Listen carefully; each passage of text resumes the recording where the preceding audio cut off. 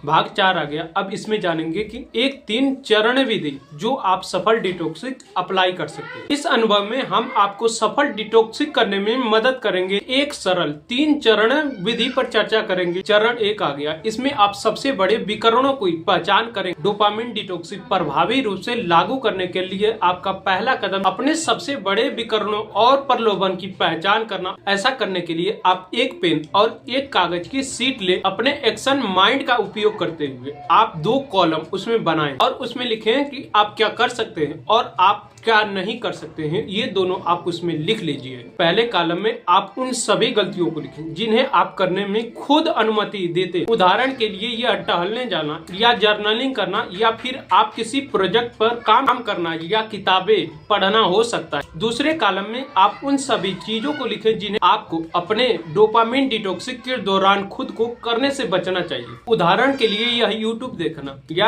आप जो ईमेल बार बार चेक करते हैं वो हो सकता है या फिर सोशल मीडिया का उपयोग करना हो सकता है। इसमें आप कुछ भी जोड़ सकते हैं जो आपकी आदत बन चुकी है। ठीक है, ऐसा करने में आपकी सहायता के लिए आप अपने से निम्नलिखित प्रश्न पूछें जो आप पूछ सकते हो खुद। यदि मैं एक काम करना बंद कर दूं तो वह कौन सा काम जो मेरी एकाग्रता को बढ़ाएगा और मेरी उत्पादकता को सबसे ज्यादा नाटकीय रूप से बढ़ाए। मुझे अपना ध्यान सर्वाधिक महत्वपूर्ण रूप से बढ़ाने के लिए कौन सी अन्य गतिविधियों से मुझे बचना चाहिए। उसमें आप ये भी लिख सकते हैं या फिर अपने आप से पूछ सकते हैं। अपने आप से तब तक यह प्रश्न पूछते रहें जब तक आप अपने उत्तरों से संतुष्ट नहीं हो जाते हैं। तब तक इसको बार बार पूछते रहिए। एक बार जब आप अपनी सूची पूरी कर तो उसे अपनी डेस्क पर या फिर आप किसी ऐसी जगह पर रख दे जो आपको बार बार दिखाई या आपको उन गतिविधियों के बारे में याद दिलाएगी जिससे आपको हमेशा बचना है। अब आता है दूसरा चरण। इसमें है संघर्ष जोड़ो। जितना आप संघर्ष जोड़ेंगे ना उतना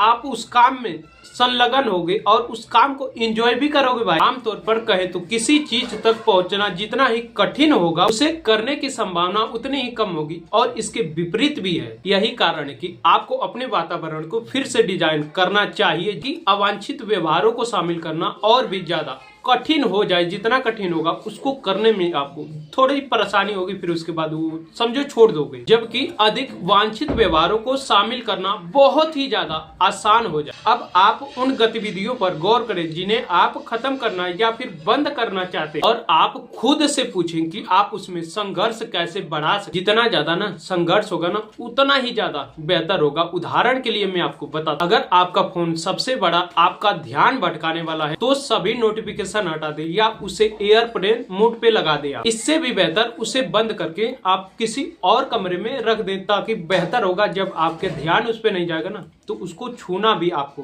नहीं मन करेगा। यह फेसबुक सबसे बड़ा आपका विकर्ण है तो जितना हो सके उतनी सूचनाएं जो आपके मोबाइल में रहती उसे हटा दें। इसमें आप news feed, aggregator, Google Chrome, extension जैसे एप्लीकेशन का आप उपयोग कर सकते हैं। आप यूट्यूब वीडियो देखने में आप अपना घंटों बर्बाद करते हैं तो आप अपने गूगल क्रोम नेविगेटर पे DF2 इंस्टॉल करेंगे या ऐसे ही अपने इंटरनेट ब्राउजर के लिए आप ऐसे एप्लीकेशन खोज सकते हैं जो आपकी इसमें सहायता कर सकते। इससे सभी सुझाव जो आपके मोबाइल में नोटिफिकेशन बार बार आता ही रहता है ना वो हट जाएगा। फिर सिर्फ वही वीडियो देखें जो किसी खास उद्देश्य से बनाए गए हैं। तो आगे आप जानना चाहते हो तो भाई इस चैनल को सब्सक्राइब कर लो।